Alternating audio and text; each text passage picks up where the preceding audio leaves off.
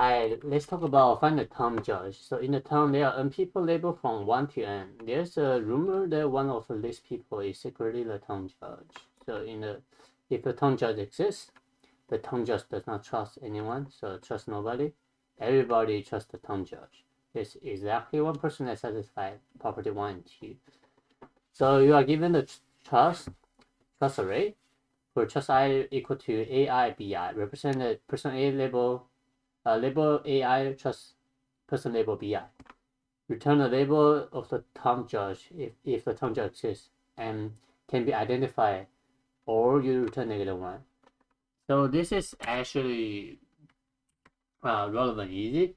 So whatever you can do, you can use a counting array to actually just memorize who the person you trust. So the counting array will be represent the people you trust from person A, right?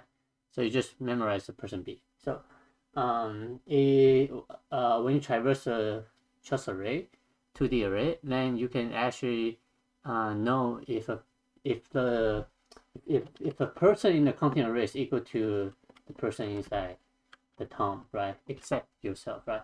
So I'm going to have a counting array. I'm going to have a counting array new int, and I'm not going to start from 0. I'm going to start from 1 because there's at least one person inside the term, right?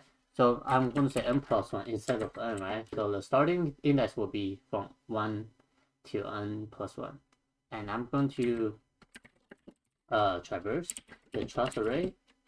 So it should be like this, right? Trust, and then counts. So we don't want the first person. We don't trust the first person, but we trust the second person, right? And also when we finish the traversal, then we can actually traverse the counting array from I equal to 1 to counting array, which is a plus 1. So you can actually write like this, doesn't matter. So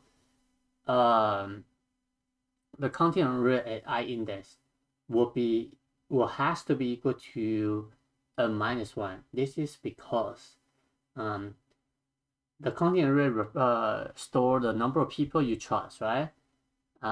You trust by somebody, right? So if Cn counting array I is equal to I minus 1. N minus 1, sorry. N minus 1 represent the people you in the term except yourself. If they are equal, you just return I. This is because everybody will trust you, not and then except yourself, right? So if everybody trusts you, then you return I. If not, return -1. This is straightforward and easy, so I'm going to run it and then I will talk about example later. And this will be a little bit tricky to find out the solution, but okay. So 1 trust 2, and in the counting array index 2, this is actually equal to 1, right? The frequency is 1. This is because only one person trusts 2, the person 2.